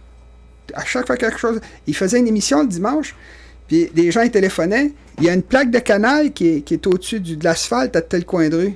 Il envoyait quelqu'un le lendemain pour le réparer. Prenez-vous dans les rues de Montréal. Tout le monde s'en est foutu. Ça fait 30 ans à peu près.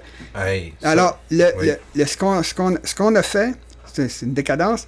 On n'a pas fait assez d'enfants. Parce que les enfants, c'est pas une dépense, c'est un investissement. Les enfants, c'est des pensions de vieillesse qui marchent.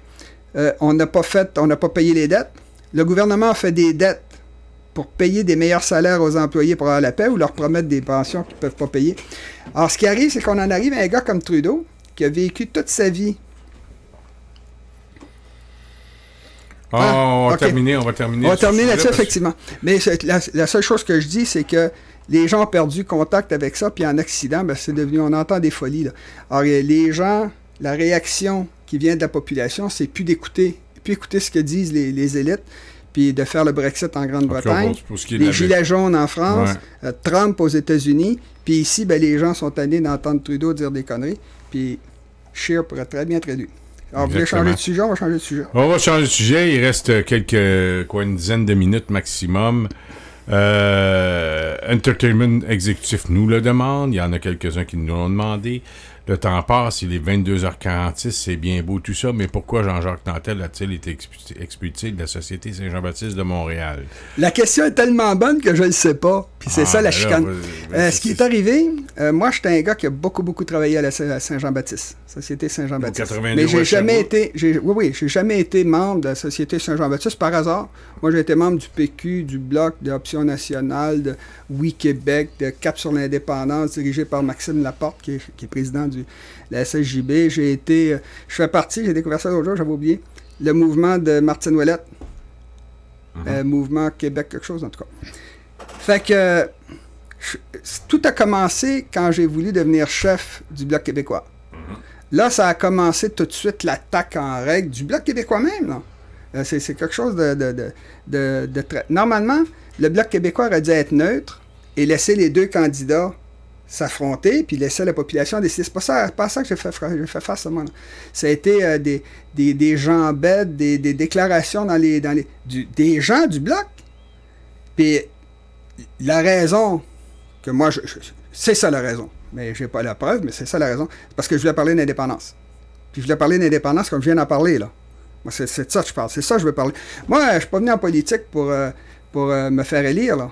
À mon âge, là, on fait pas ça, là. Je suis en politique pour faire l'indépendance. Bon. Puis les gens m'ont aidé, puis ça les a surpris. Parce qu'en 2 semaines, on a été chercher 700 signatures, puis on les a fait, les 15 comtés à 20 signatures. On ne met pas quelqu'un dehors de la société Saint-Jean-Baptiste non. qui s'est présenté. Non. Regardez bien ce qui s'est passé. Okay. C'est que là, on a fait ça, puis là, ça a commencé. C'est beau acheter ça. Moi, j'achète pas ça, là. Ben, en tout cas, écoutez, je vous explique que ça a commencé à ce moment-là. Puis là, mes comptes Internet ont été... Bon. Fait que là, moi, pendant que je faisais ma course, on a été un jour à la SSJB, où j'ai travaillé pendant plusieurs années. Je faisais des levées de fonds, je faisais du recrutement pour le Bloc québécois, pour faire élire Mario Beaulieu. J'ai fait partie de manifestations. C'est pas un peu, là. J'ai été plus que 100 fois, moi, à la Société Saint-Jean-Baptiste. Tout le monde me connaît. Bravo, t'es bonne. Maxime Laporte, c'est bon, tes vidéos, c'est bon, continue. Tout le monde me disait ça. Fait que je m'en vais, pendant ma course à la direction du Bloc québécois, je m'en vais à la SSJB pour recueillir des signatures. Ça nous prenait 500 signatures. Puis, il y a quelqu'un qui vient me voir. Il dit, est-ce que tu es membre d'un directeur, là, un gars qui est un officier? Est-ce que tu es membre de la Société Saint-Jean-Baptiste? Ben, j'ai dit non. Ben, il dit, va t'inscrire. Ça me dérange pas, je vais m'inscrire. Fait que je m'inscris, puis je suis connu, là. Maxime Laporte, il me connaît personnellement. Mario Beaulieu, il me connaît personnellement. Il venait s'asseoir quand on faisait les... Il n'y avait personne dans le bureau, il venait s'asseoir tous les soirs pour nous parler avec nous autres. Fait que je suis connu, là. Je suis pas quelqu'un qui arrive de n'importe où. Fait que je reçois ma carte 2 semaines après, ou 3 semaines après, je sais pas quoi, signée par Maxime Laporte, signée par un gars qui s'appelle... non, c'est une fille, elle s'appelle France Langlais, etc. Je m'en règle. Puis bienvenue dans la Société Saint-Jean. En passant, j'ai été nommé à la Société Saint-Jean-Baptiste officier de l'Assemblée des patriotes de l'Amérique française. J'ai un beau diplôme, moi. Ça, c'est dans les locaux. Oui. Ça fait pas partie de la Société Saint-Jean-Baptiste. En tout cas, ça fait partie de... Il était là. Puis c'est parce que j'ai donné une conférence... C'est Yves Saint-Denis, ça. C'est parce que j'ai donné des conférences à la Société Saint-Jean-Baptiste, puis les gens l'ont aimé. Bon, OK. Fait qu'à peu près 2 mois plus tard, c'est-à-dire au mois d'avril, je reçois une lettre d'un gars de la Saint-Jean-Baptiste. On a fait une analyse. Comment tu dis ça, non? Le Conseil général a analysé votre cas, puis vous n'avez pas eu un appui suffisant pour devenir membre de la SSJB. D'abord, c'est pas moi qui l'ai demandé, c'est eux qui m'ont demandé. Fait que je réponds, pourquoi vous dites ça? C'est quoi le motif? C'est quoi les motifs? Ah, ben ça a été fait. Puis là, on a commencé à envoyer des lettres à Maxime Laporte, tout ça, qui me connaît personnellement, puis très bien. C'est quoi le motif? Ah, ça a été fait à huis clos. On a fait ça à huis clos, puis on ne révèle pas parce que c'est de la confidentialité. Une minute, bonhomme, là. Moi, là, je suis devenu un homme public. J'ai essayé de devenir chef du Bloc québécois. Je ne suis plus un kidam parce qu'ils l'ont fait à certains autres. J'ai appris ça. C'est rare qu'ils font ça. Moi, j'ai été vice-président de la Société Saint-Jean-Baptiste. J'ai jamais vu ça, là. Tu as été vice-président? Je ne savais pas. Ouais. Bon, en tout cas, j'étais avec d'autres vice-présidents. Puis dans la Société Saint-Jean-Baptiste même, il dit, c'est quoi cette culture du secret? Ils font un huis clos, puis ils disent pas, mais attention, là, moi, je suis quelqu'un de public maintenant, là. Les gens me connaissent, là. Il y a des gens qui sont venus ce soir pour écouter ça parce que j'étais là. Il y a plein de gens, là, quand j'ai été chercher 700 signatures, là, puis 15 comtés à 20 signatures, personne ne croyait que c'était faisable. C'est pas moi qui ai fait ça, là. C'est les gens, à cause de mon discours, qui se sont garochés et qui l'ont fait. Puis le Bloc, bon, ils ont fait n'importe quoi. Ça les regarde, là. Moi, je crois plus que le Bloc... le Bloc québécois, c'est devenu Québec debout. 7 des 10 députés qui refusaient de faire ça. Disons que ça... Ben, regardez bien, je vais vous dire une chose. Pas la Société Saint-Jean-Baptiste. Le Bloc québécois, on en reparlera. Non, mais le Bloc québécois, là, c'est l'ancien... c'était l'ancien... Je sais, c'est moi qui l'ai fait élire. J'ai contribué à le faire élire. Faire élire qui? Mario Beaulieu comme chef. Ben, Mario Beaulieu et Dorion, il y a 3 présidents de la SSJB qui sont dans cette décision-là, qui sont dans le Conseil général. Il y a Maxime Laporte, il y a Dorion, puis il y a... C'est une culture du secret qui qui apparemment est là. Je n'étais pas au courant de ça. Fait que là, nous autres, on essaie de savoir c'est quoi la raison. Ah, ben, ça a été fait à huis clos, puis on respecte la confidentialité. Une minute, la chose, là. Si tu dis que je suis infréquentable, il faut que tu me dises c'est pourquoi. Puis il y a une affaire qui se passe, c'est que... Moi, je vous disais tantôt, les gens ont perdu la tête en accident. Ils se disent qu'ils savent que moi, je suis pas quelqu'un qui est riche. Je suis pas riche, moi, je n'ai pas d'argent. Je vis de mes REER, puis je vais avoir ma pension, puis c'est tout. C'est le même que ça fonctionne. Ils se disent, il n'y a pas d'argent. Oui, moi, j'ai pas d'argent, mais eux, ils en ont. C'est la SSJB qui l'a, l'argent. Fait que c'est complètement fou ce qu'ils font là. Ils sont en train... En tout cas, c'est de la... Comment je dirais ça? C'est une façon de m'attaquer sans donner la raison. Puis lui, il a été... En passant, ils ont lancé l'idée que j'ai été expulsé des intellectuels pour la souveraineté. Je suis désolé, j'ai donné ma démission. C'était moi le secrétaire. J'ai donné ma démission, ils ne m'ont pas mis dehors. La discussion qu'on avait eue... l'idée, c'est qu'il a été mis dehors des IPSO, il a été mis dehors, il n'a pas été accepté au Bloc québécois, ce qui est faux. Il a été mis dehors des IPSO, il a été mis dehors de la CSA, c'était un gars infréquentable. Ben, on leur demande c'est quoi la raison? Parce que moi, là, je me tiens derrière tout ce que j'ai écrit, puis en tout cas, j'ai fait beaucoup de choses dans ma vie, puis j'ai jamais été arrêté, jamais été accusé, jamais eu, il n'y a jamais rien eu, puis là, ben, j'étais infréquentable. Fait que, moi, je le dis aux gens, demandez à Maxime Laporte, qui me connaît personnellement, il a refusé de le faire. C'est quoi les motifs? On veut juste savoir les motifs. Dites-moi pourquoi. Mais évidemment, ils ne veulent pas le dire. Puis comme je disais à quelqu'un qui s'en mêle, qui est en train de s'en mêler, puis en passant, il y a des gens assez haut placés à la SSJB là, qui veulent le savoir. Puis ils veulent le savoir pour plusieurs raisons.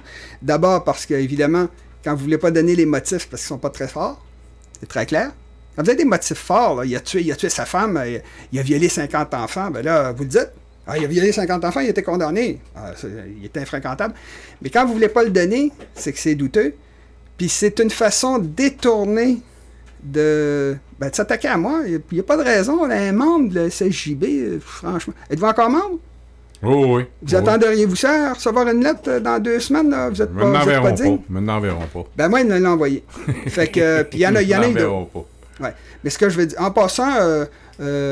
j'ai vu, moi, sur Internet, des choses qu'on traduit Infocité. Là, vous étiez interdit parce que vous étiez de l'extrême droite. Ils ont dit la même chose de Stupid.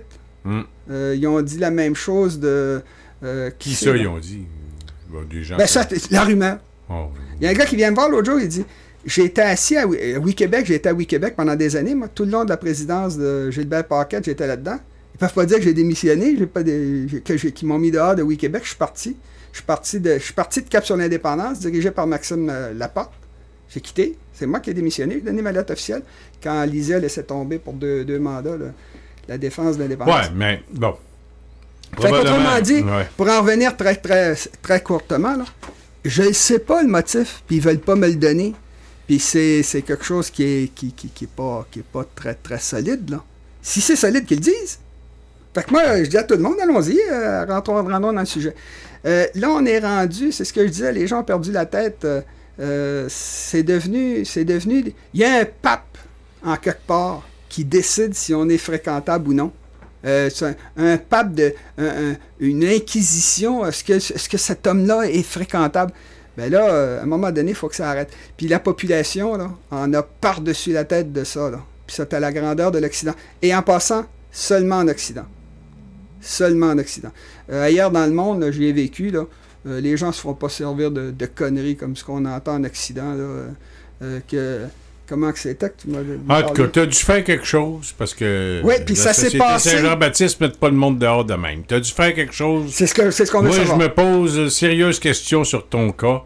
Oui, moi, tu as dû faire quelque chose de très grave. Puis, parce que moi, la société Saint-Jean-Baptiste, c'est ma société à moi. J'aime ça, moi, la société Saint-Jean-Baptiste. Puis ils t'ont mis dehors. S'ils t'ont mis dehors, c'est parce que tu as fait quelque chose. Puis quelque chose de grave? Oui.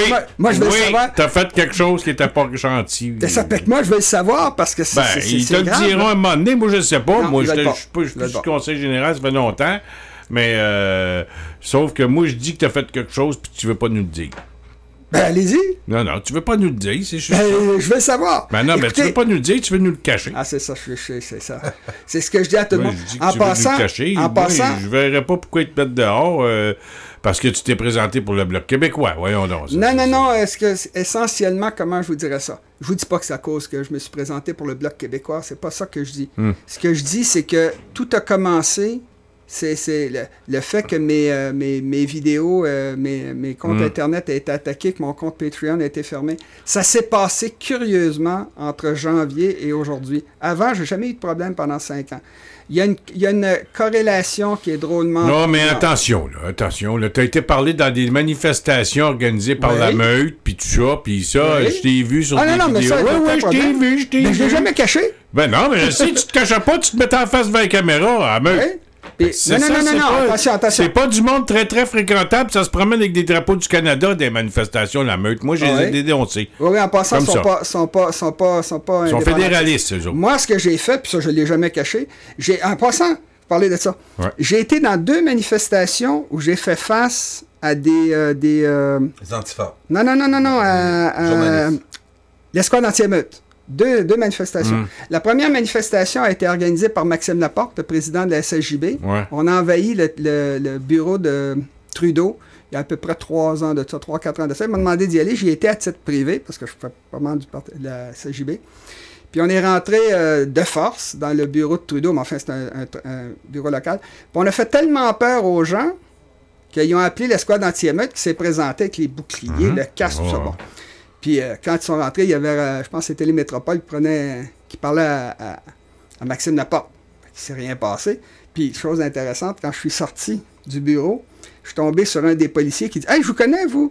Je vous ai vu faire des vidéos, des bons vidéos. » C'était un policier, il était avec nous. Oui. La deuxième fois, c'est quand j'ai été à la manifestation contre à Québec. J'y étais, oui, puis je le cache pas, puis j'ai même publié une vidéo que j'ai faite à ce moment-là. C'est pas moi, c'est quelqu'un qui l'a faite pour moi. C'était une manifestation contre la commission sur le racisme systémique de Couillard. Moi, j'y étais parce que j'ai toujours dit, puis j'ai dit la même chose aux IPSO, j'ai dit, les Québécois n'ont pas à s'excuser aux immigrants, aux Juifs, aux Noirs, etc., de crimes qu'ils n'ont pas commis. On ne les a pas commis, les crimes. Bon.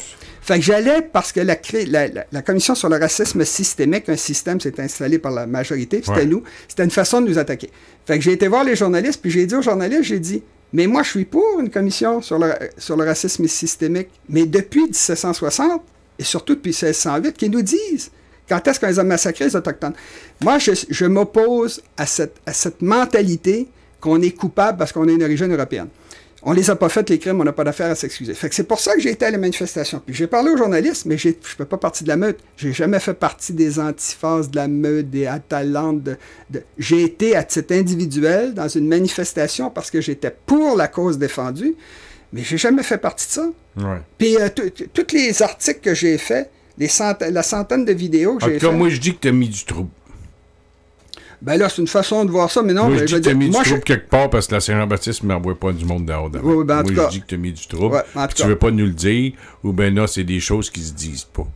C'est ça. Ben, j'ai dû violer des femmes en cachette. Oui, mon président, Maxime Laporte, c'était un président, c'était un gars qui travaille fort. Même que je peux te dire que toi aussi, tu travailles fort. Carl, on travaille tous fort. Ouais. Sauf que tu as peut-être été à meute.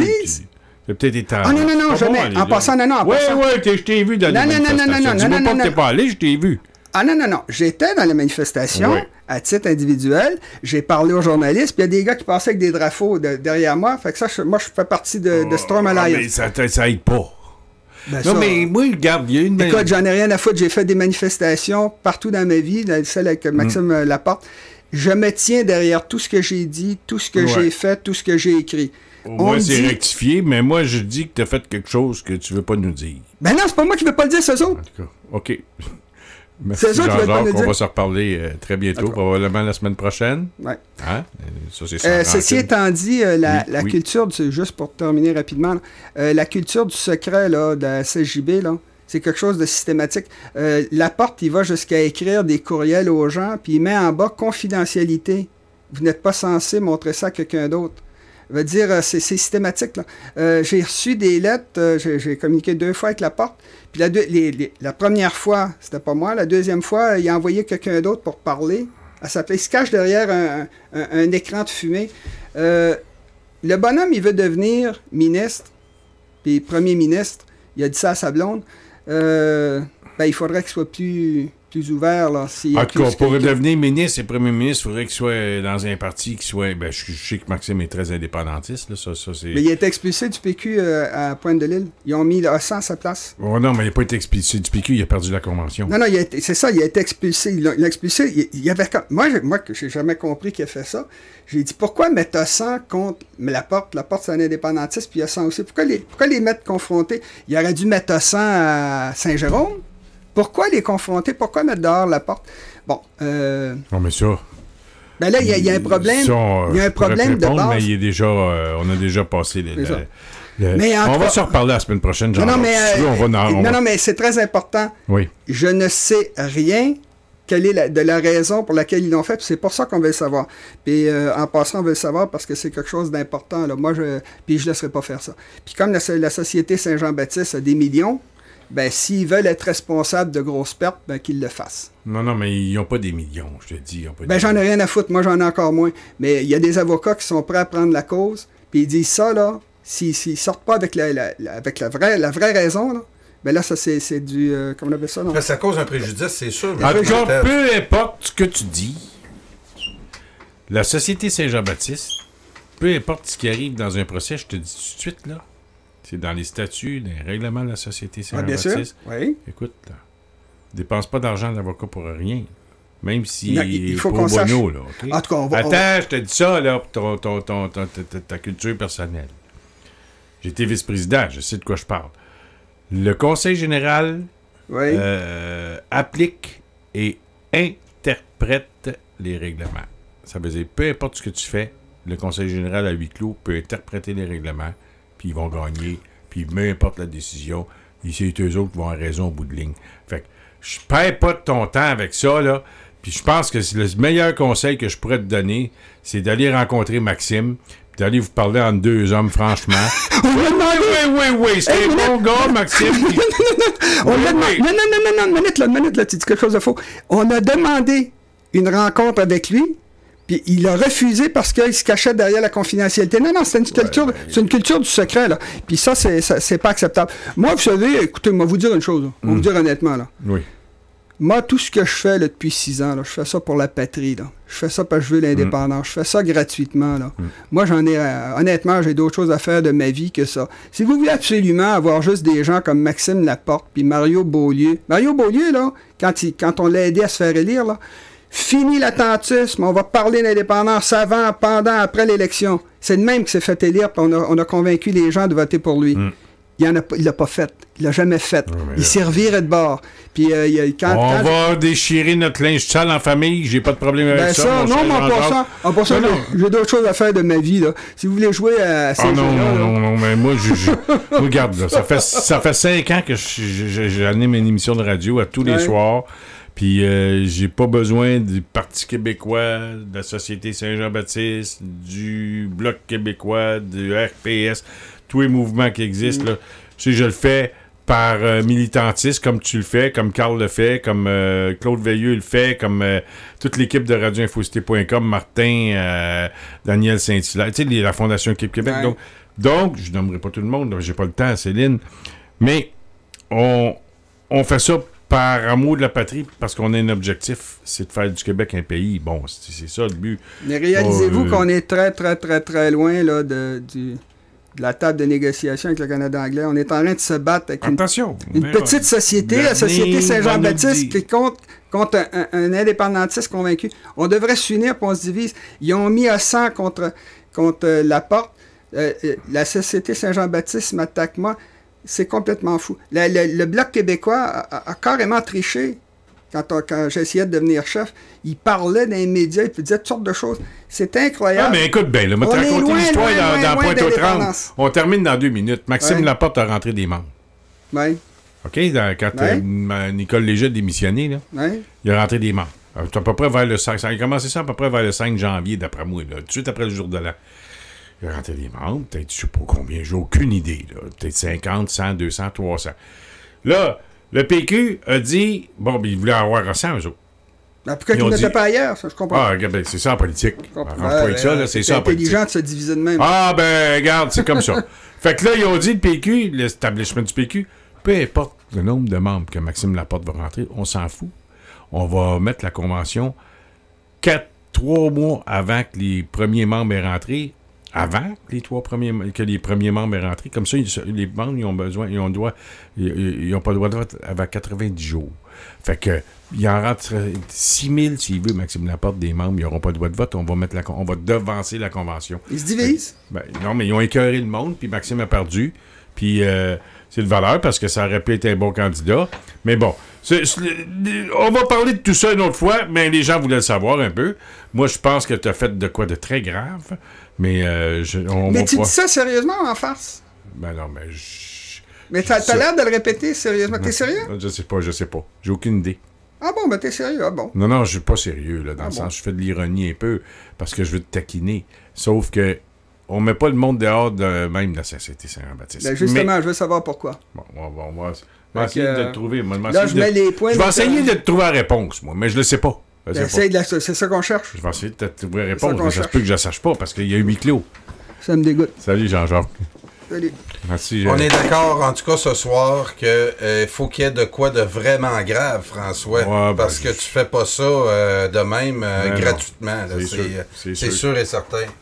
On se reparle la semaine prochaine, mesdames et messieurs. On a eu un début de réponse de Jean-Jacques. Merci, Jean-Jacques. C'était fort intéressant. Ton plaidoyer pour l'indépendance du Québec. C'est ça le but, dans le fond. N'est-ce pas? Je veux pas te choquer, là. Je suis choqué. Bon, ben ouais, mais déchoque-toi. Déchoque-toi. OK. Salut tout le monde. C'était le Journal du Soir. Au micro de radioinfocité.com. Pour tout commentaire, nous vous invitons à nous écrire info@radioinfocité.com.